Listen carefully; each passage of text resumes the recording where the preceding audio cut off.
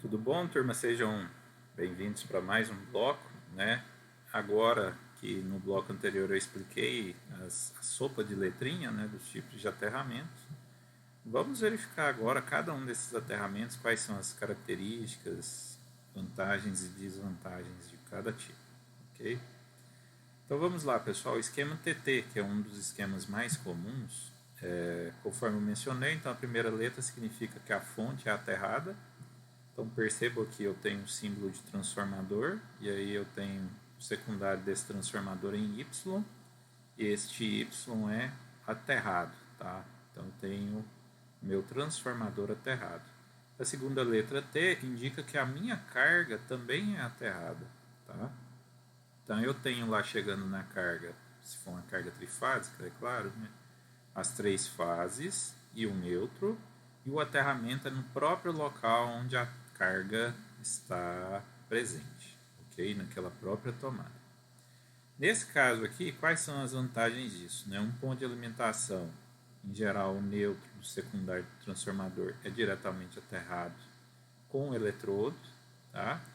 Todas as massas são protegidas contra contatos indiretos, né? E dessa forma elas são ligadas em um único ponto para evitar malhas e surgimento de tensão de passo. A proteção deve ser garantida por dispositivo DR, pois representa o único meio adequado de proteção. Então, o que ele está dizendo? Que além do aterramento TT, você ainda deve usar o DR, e recomenda-se para sistemas onde a alimentação e a carga estiverem distantes uma da outra. Então, recomenda-se esse esquema de aterramento para circuitos longos, de grandes distâncias, tá? E o esquema TN? Esquema TN, conforme eu mencionei para vocês, ele se subdivide em TNS, TNC e TNCS. Então vamos ver aqui cada um desses três tipos, tá? Então começando pelo primeiro, TNS. Então, a fonte, né, o transformador, pela letra T, ele está aterrado, diretamente aterrado. A minha carga, ela tem um condutor, que é um condutor de proteção, e a letra S indica que esse condutor de proteção é separado do neutro. Então perceba que para a carga, pensando que ela é trifásica, vai três fases, vai o condutor neutro, e em caso de falha, essa minha carcaça do equipamento está conectada a um condutor de proteção separado do neutro. Então você tem 5 condutores, tá? Por isso a conexão é do tipo TNS. E se tiver falha, professor, o que acontece? A falha vai percorrer o condutor de proteção e vai buscar o terra lá da fonte de entrada. Nesse caso, os condutores neutro e de proteção são separados, possuem uma baixa impedância para correntes de falta, ou seja, para altas correntes, utilizado quando a distância entre carga e fonte não é muito grande, ou seja, a distância do ponto de aterramento não pode ser grande. Por que disso? Se a distância for grande, a medição da resistência de aterramento vai ser elevada. E aí a resistência do próprio cabo vai dificultar a corrente de falta fluir para o aterramento. Então, por isso que a distância não pode ser grande. Nesse esquema, o condutor de proteção está sempre com tensão igual a zero, tá? Porque ele está aterrado. E a proteção deve ser garantida pelo dispositivo diferencial residual, conforme a gente mencionou no esquema anterior. E o TNC?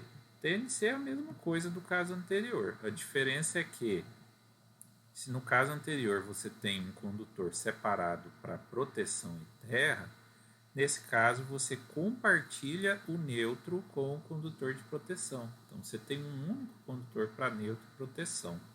Então você, com isso, você economiza, você elimina um condutor. Se no caso anterior você tinha 5, agora você só tem 4 condutores. Porém, esse esquema de aterramento ele tem suas peculiaridades. Quais são elas?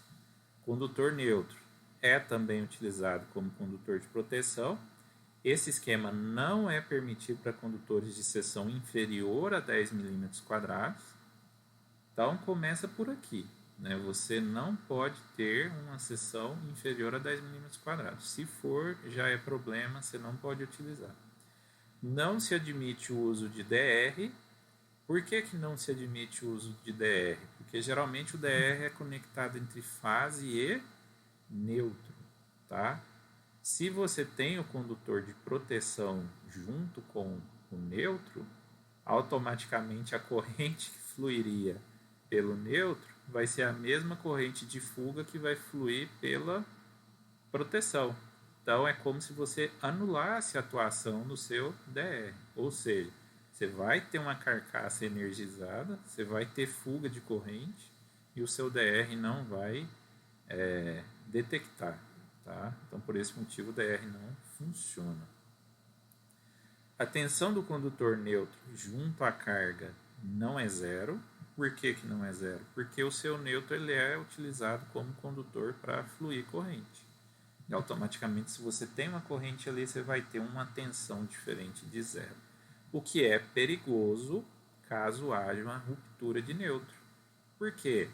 Porque aí, se houver a ruptura do neutro, toda a corrente da fase, ao invés de percorrer o neutro, ela vai para a carcaça, e aí quando ela for buscar o condutor de proteção, é o próprio neutro que está rompido, ou seja, a corrente vai toda para a carcaça. Se você tocar na carcaça do equipamento, você vai levar um choque elétrico. Então, por isso, esse esquema de aterramento, ele é um esquema que traz sérios riscos, tá? E aí, quais são os riscos? Esse aqui da figura, é isso que eu falei. Toda a corrente da falta que ficar acumulada na carcaça do equipamento vai passar através da pessoa que entrou em contato com o equipamento. Por fim, pessoal, nós temos o esquema TNCS. Como é que seria esse nosso esquema TNCS? É um esquema, então, que a fonte está aterrada, que a carga, você tem uma parte que compartilha o condutor de proteção e neutro, uma outra parte que tem um condutor de proteção e neutro separados. Naturalmente, perceba que o nome do esquema é TNCS e não TNSC. Por quê? Porque se a parte final for a parte comum, depois que misturou ali a corrente de falta com a corrente de neutro, na parte anterior você não consegue mais separar. Então, por isso usa a extremidade separada e a parte mais próxima da fonte comum. Para que utilizar esse esquema dessa forma? Quando você quer ter uma certa economia, né? Quando você tem um circuito às vezes muito longo, você gastaria muito tendo um quinto cabo de proteção, e aí você quer economizar numa parte do circuito. Mas aí você tem que ter ciência que nessa parte que é o TNC, você vai ter riscos, né, com relação ao choque elétrico. E por fim, pessoal, o esquema IT. O esquema IT é aquele no qual a sua fonte não está aterrada ou está aterrada através de uma impedância, por isso a letra I, tá? E a carga está diretamente aterrada. Nesse tipo de esquema de aterramento, geralmente elimina-se o uso de quem? O uso do neutro. Tá? Então, geralmente, quando você quer conectar um motor, por exemplo, trifásico ligado em delta, você pode fazer uso desse esquema IT. Tá bom? Só que é um esquema que exige manutenção especializada com inspeções e medições periódicas da resistência de isolação, resistência do aterramento, no caso, e da isolação aqui da impedância. Você pode usar onde é indispensável a continuidade do serviço, exemplos, hospitais, indústrias. Por que nesses casos você pode usar?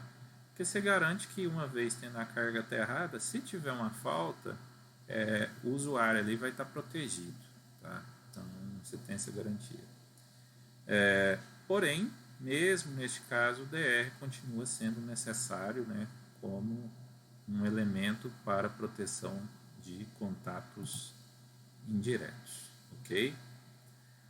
Bom, pessoal, assim eu encerro nessa parte que eu falei a respeito dos esquemas de aterramento. Agora eu vou falar um pouquinho sobre as formas, né, de você realizar esses aterramentos, tá?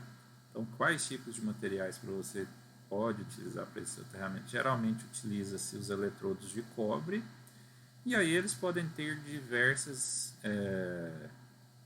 formas, tá, de ser utilizado. Uma das formas principais de uso são os eletrodos de hastes verticais, tá? E aí o exemplo mais comum de aterramento que vocês vão verificar é o aterramento do padrão de entrada, tá? Que é exigido pela concessionária de energia.